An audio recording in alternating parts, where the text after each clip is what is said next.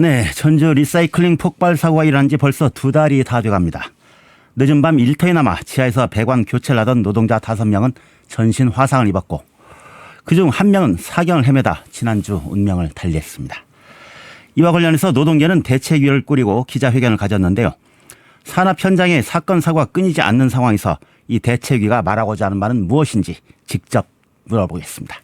전주 리사이클링타운 대책위원회 강문식 집행위원장 초대했습니다. 어서 오십시오. 안녕하세요. 예. 자, 지난해 연구원에서 전주 리사이클링타운에 관한 노동조건 실태조사를 자체적으로 진행을 했었죠. 예, 맞습니다. 예. 그때 이미 곳곳에서 사고 조짐들이 발견됐었다고요. 예, 이미 지금 현재는 해고되어 있는 우리 그 조합원들께서 이미 아주 오래전부터 해왔던 여러 가지 이야기들이 있습니다. 작년 연구 같은 경우는 그 이야기들을 좀 종합하는 과정이었다고 볼 수 있는데요. 네. 작년에 제가 직접 현장을 돌아보면서 일단 첫 번째로 피부로 와닿았던 거는 작년 제가 그 현장을 자주 오갔던 게 한 5월, 6월, 7월 뭐 그렇습니다. 그러니까 이제 여름 초입부터 다니기 시작했는데 작년에 기억하실 텐데요. 상당히 더웠습니다. 5월부터 이미. 예, 그랬죠. 예. 그래서 그 시설이 거기가 이 건물이 그걸 뭐라고 하죠? 그 약간 그 안에가 아무튼 찌는 구조예요. 거기가 이제 찜통더위. 예, 네, 안에가 환기가 되지 않고. 네, 그러니까 복사열이 계속 쌓이는 구조. 그러니까 그 건물 자체가 이렇게 우리가 지금 이런 일반적인 건물과 달리 이제 공장 건물이기 때문에 그 철판도 얇고 그러니까 이제 열을 더 많이 받을 수밖에 없는데 당연히 그 안에는 그 여름이 되면은 더 푹푹 찌고 그리고 냄새가 대단히 이제 고약하게 올라올 수밖에 없죠. 그런데 제가 이제 놀랐던 거는 에어컨이 있습니다. 그러니까 에어컨이 있는데 에어컨이 가동되고 있지 않은 거죠. 이게 뭐 돈을 아끼려고 안 킨 게 아니라 이제 고장 나서 가동을 못 하고 있다라고 하는데 이 에어컨이 1년에 한 번 정도는 계속 연례 행사처럼 고장이 났었다고 합니다. 그러니까 여러 가지 이유가 있었을 걸로 추정은 하고 있지만요. 뭐 여러 가지 이제 뭐 거기서 나오는 부식성 가스라든지 분진이라든지 여러 가지 이제 문제가 있었을 걸로 보는데 어쨌든 문제는 이런 더위가 예상이 되면 보통은 그러면은 정상적인 사업체라면은 겨울이나 그래도 늦어도 봄까지는 미리 설비 수리를 다 해서 더워지기 전에 에어컨을 가동할 수 있게 준비를 해놨었겠죠. 그런데 제가 그 현장을 오간 지 한 2달이 훨씬 지나서야 에어컨이 이제 그때서야 고쳐지고 한참 이제 이제 땡볕더위가 시작될 때 그 봄이 이제 완전히 지나고 그런데 제가 이제 그 에어컨이 그 현장동은 그 시설이 있는 설비가 있는 곳은 에어컨이 가동이 안 되고 있었지만 그 같은 시점에 관리동에 가니까요. 관리동은 너무 시원한 거죠. 에어컨이 그냥 빵빵하게. 그 장면에서 많은 것들이 느껴졌었습니다. 근로자들이 이제 그 일하기에 열악한 환경들이었다. 그러니까 이제 전혀 열악한데 그걸 더 개선하려는 노력도 없고 그냥 방치하고 뭐 급배기 시설이 부족하다 이런 것도 연장선상의 이야기라고 저는 이해합니다. 네. 자, 경찰이 사고 원인에 대해 지금 수사를 진행하고 있지 않습니까? 네. 이번 사건의 핵심 청호스란 말이 등장해요. 예. 이 청호스란 게 뭐죠? 공사 현장 같은 데 가서 보시면 아니면 그 시골에서도 많이 쓰고요. 뭐 배수 펌프나 이런 데 파란색 호스로 이렇게 쓰는 호스 있습니다. 뭐 PVC 호스죠. 그런 호스를 청호스라고 합니다. 그리고 뭐 일단은 비용도 좀 싸고요. 뭐 이렇게 잘 구부러지고 조작하기 쉬우니까 뭐 그런 배수 펌프 같은 데서 많이 쓰곤 합니다. 그럼 이 청호스는 어떤 문제점을 안고 있습니까? 이제 리사이클링 타운은 폐기물을 처리하는 시설인데요. 이제 뭐 폐기물 처리라고 하지만 일종의 일단 공장입니다. 어쨌든 공장 설비고요. 공장 설비여서 원래 거기에는 스테인레스 배관으로 다 설비가 되어 있었어요. 우리가 이제 기계 설비들은 기본적으로 스테인레스 어떤 그런 금속성 재질로 그렇게 다 설치를 하잖아요. 스테인레스 배관이랑 청호스를 비교를 해보자면은 청호스 쪽이 아무래도 훨씬 더 손상의 위험도 높고요. 그렇죠. 뭐 뭔가 하다 보면은 살짝 뭐 구멍이 뚫릴 수도 있고, 그러니까 가스 누출의 위험도 더 높아지는 거고요. 또 원래 이제 있던 스테인리스 배관에는 그 밸브라든지 유량계라든지, 그러니까 그 안에 이제 바깥에서 일단 밸브를 잠글 수도 있는 거고 또 유량계가 있기 때문에 안에 뭐가 이렇게 지나가고 있는지 아닌지 정도는 최소한 이제 파악을 할 수 있는 거예요. 그런데 청호스는 말 그대로 그냥 그 호스잖아요. 그러니까 이거는 그 설치를 해놓으면 그 안에가 어떤 상태인지를 바깥에서는 짐작할 수가 없습니다. 더 위험할 수밖에 없죠. 그 업체들이 왜 스테인리스를 사용하지 않고 청호스를 사용했을까요? 당연히 뭐 이제 가격 문제는 있겠습니다만은 그 외에 또 다른 요인들이 있습니까? 가격 차이는 어느 정도나 나나요? 이제 가격 차이까지는 제가 이제 정확하게 말씀드리기는 어렵지만 뭐 그냥 상당한 차이가 난다라고 보시면 될 것 같고, 그리고 이제 청호스 자체가 좀 더 교체나 관리에 수월한 부분은 있습니다. 아무래도 스테인리스 배관보다는. 그런데 그것도 결국엔 비용의 문제거든요. 그러니까 그 관리의 수월함이라는 게 스테인리스 배관을 이제 교체하는 작업이나 관리하는 데에는 더 많은 이제 그 작업의 난이도가 좀 더 높기 때문에 그만큼의 비용이 더 추가가 되는 거죠. 좀 앞서서 이제 청호스에 대한 부분은 한 가지만 더 붙여서 말씀을 드리면, 이게 청호스는 그러니까 우리가 수도꼭지에 그 호스를 연결하는 걸 생각해 보시면 이게 구멍 크기가 비슷하면 잘 안 들어가잖아요. 그러면은 그걸 이제 늘려줘야 되거든요.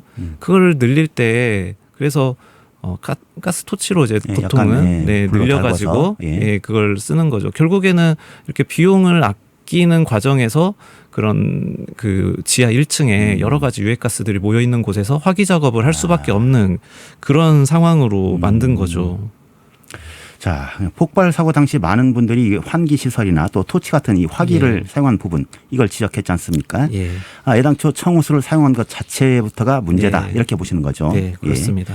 자, 그럼 배관 폭발 사고 이번이 처음인데 리사이클링 타운이 생길 때부터 청호스를 사용했나요? 아니면 스테인리스를 썼다가 바꾼 건가요? 네, 원래 배관은 당연히 그 설계 도면에 그런 당연히 어떤 건물을 짓든지 간에 그 들어가는 배관이든 전선, 하다못해 전선 굵기 하나하나까지도 다 규격이 다 정해져 있습니다. 그 규격에 맞는 배관을 처음에 다 설치를 했던 거고, 그렇기 때문에 그리고 여기가 전주시가 관리를 하고 있긴 하지만 원래는 환경부 소관 시설입니다. 그리고 환경공단에서 그 설계에 대해서도 상당히 엄격하게 다 심사를 하는 거고요. 그 승인을 받아서 그 설계 도면대로 공사가 됐는지 나중에 이제 감리도 하고 그걸 다 거쳐서 준공을 하게 이제 나중에 사용 승인까지 하게 되거든요. 그 환경 시설이기 때문에 상당히 엄격한 기준이 있습니다. 그렇기 때문에 그 기준에 맞춰서 처음에는 당연히 이제 배관들이 다 설치됐던 건데 중간에 그거를 바꾼 거죠. 자, 시설을 변경할 땐 전주시 승인이 필요하지 않습니까? 이런 위험성 왜 전주시 그 관리 감독을 하면서 감지를 못했을까요? 이게 전주시도 그렇고 지금 그곳을 엄밀하게는 관리 운영 위탁을 맡고 있는 겁니다. 그 태형건설 컨소시엄이 그 업체들도 그렇고 지금 한 가지 대단히 크게 잘못 생각하고 있는 게 마치 그 시설이 태형건설 컨소시엄의 시설이다라고 전주시도 그렇게 생각을 하는 것 같아요. 마치 이게 우리 시설이 아니라 그거는 그 회사들이 알아서 관리할 시설이다. 그런데 엄밀하게 엄격히 그 시설 자체는 전주 시민의 재산이거든. 전주시의 소유입니다. 그렇다면은 그냥 아주 단순하게 예를 들어서 우리 어떤 아파트가 있는데 어제 도시가스 외부 배관에 문제가 생겨서 배관 이제 공사를 해야 된다. 근데 관리사무소가 만약 입주자들에게 동의를 거치지 않고 그 외부 그 쇠 배관을 고무 배관으로 바꿔버린다라고 한다면 난리가 나겠죠. 이것도 마찬가지로 생각하면 되는데 전주시에서 그런 부분들에 대해서 전혀 들여다보지 않으니까 업체들은 그냥 자기들 마음대로 그렇게 시설을 교체를 했다. 그런 거죠. 주인에게 동의도 구하지 않고요. 결국 운영 주체는 전주시라는 점을 보다 좀 명확히 해야 될 필요가 있다라는 거고요.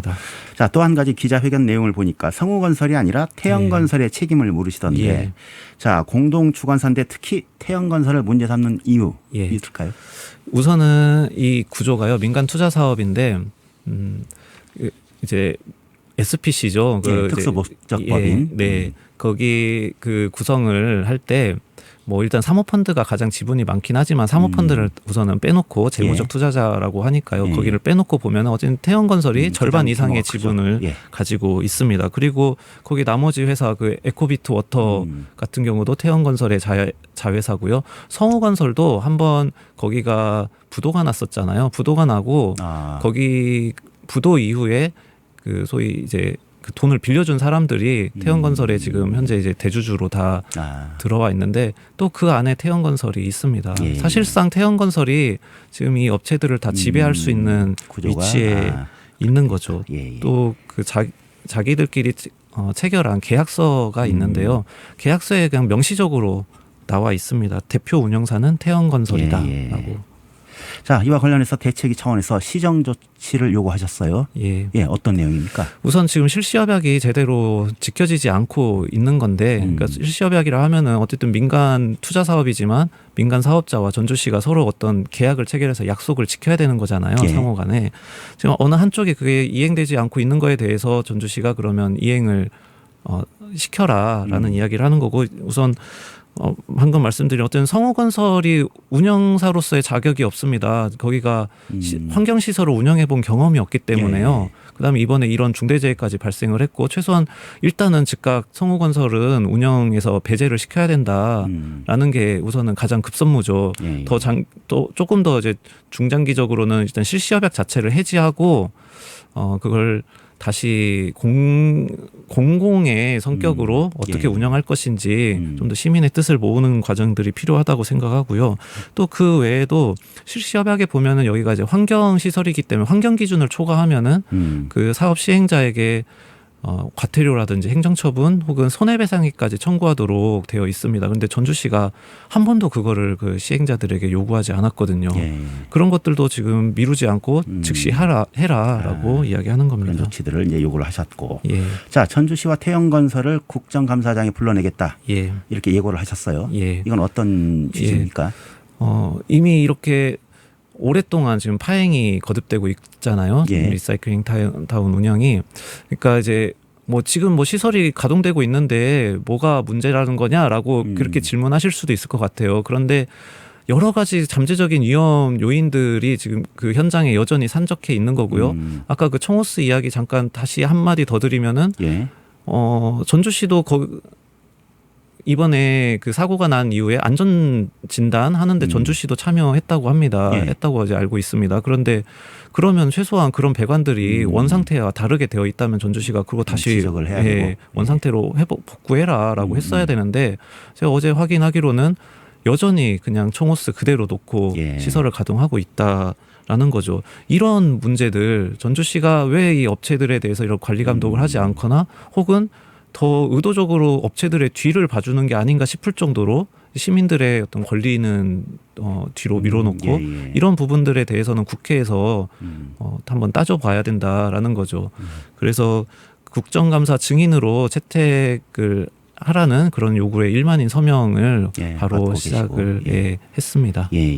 또 시민 앞에선 먼저 시민 발언대도 또 운영하실 계획이시라고? 이번에 이제 리사이클링 타운 문제에서도 드러났지만 사실 전주시의 어떤 불통행정, 그러니까 귀를 막고 있는 이게 저는 우범기 시장이 취임한 이후에 대단히 더 가속화되고 있는 것 같습니다. 더 심해지고 있는 것 같아요.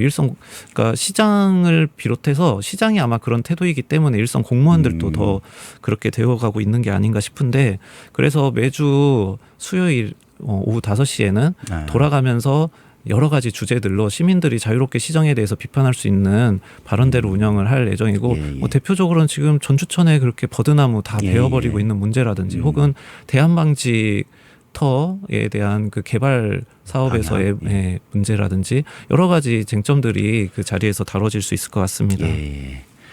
자, 이제 오늘도 시간이 이렇게 됐는데 말씀을 맺기 전에 일각에서는 그 민주노총 조합원들의 고용 문제 이거 하고 이번 사고의 그 재해자분들의 문제가 서로 그 이제 같이 엮이면서 좀 희석되는 거 아니냐 이런 지적도 좀 있어요. 그리고 시청 앞에서의 그 농성이 인근 상가에도 좀 피해를 주고 있다 이런 지적도 있거든요. 이 부분 어떻게 받아들이십니까? 우선은 그 앞선 질문에 관련돼서는 이게 네. 서로 이제 분리될 수 없는 문제입니다. 서로. 예, 이게 결국에는 우리 조합원들이 그 지금 해고당한 조합원들께서 왜 해고당했는지를 따져 보면은 예. 그 이전에 그 총호스 문제라는 이런 것들도 그 이미 그분들이 계속 제기하셨던 문제거든요. 그 예. 이외에 여러 가지 그 가스 누출의 문제라든지 다 제기하셨던 문제들인데 결국 그런 제기들이 불편하고 싫으니까 노동조합 조합원들만 골라서 해고를 했고.